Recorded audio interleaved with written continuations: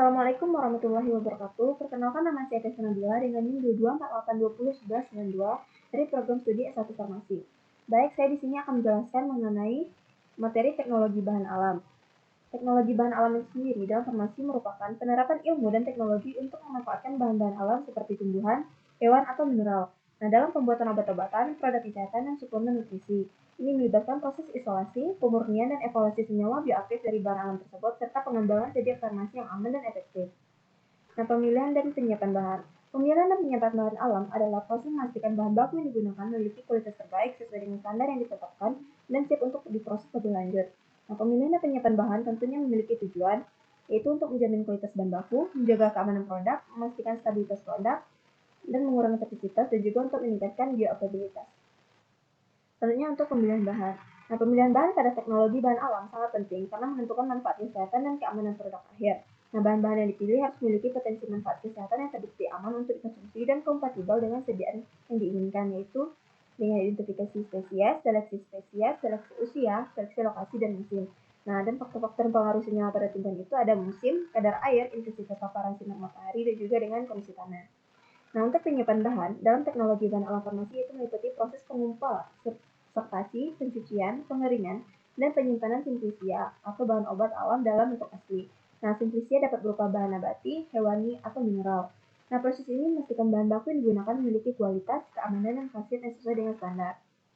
Simplisia itu sendiri merupakan bahan alam yang sudah dikeringkan yang akan digunakan untuk pengobatan dan belum mengalami pengolahan dari bentuk aslinya. Nah, pengeringan dapat dilakukan dengan metode penjemuran di bawah sinar matahari, di angin-angin, atau menggunakan oven.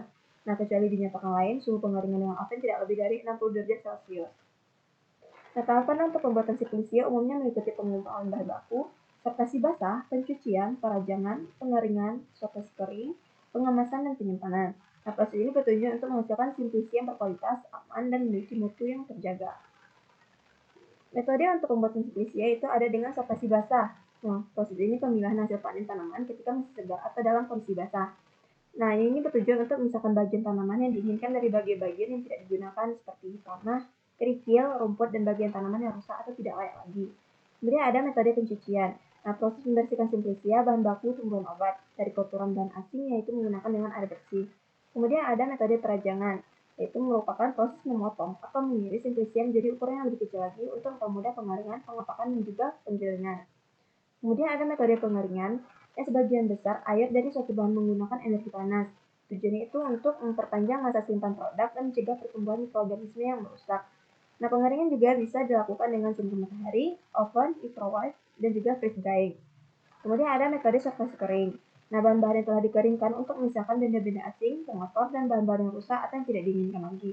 Kemudian dengan metode pengemasan dan penyimpanan. Pengemasan dan penyimpanan bertujuan untuk menempatkan simplisia dalam wadah yang aman dan sesuai, sedangkan penyimpanan memastikan simplisia terjaga dari kerusakan akibat cahaya, kelembapan, atau hama.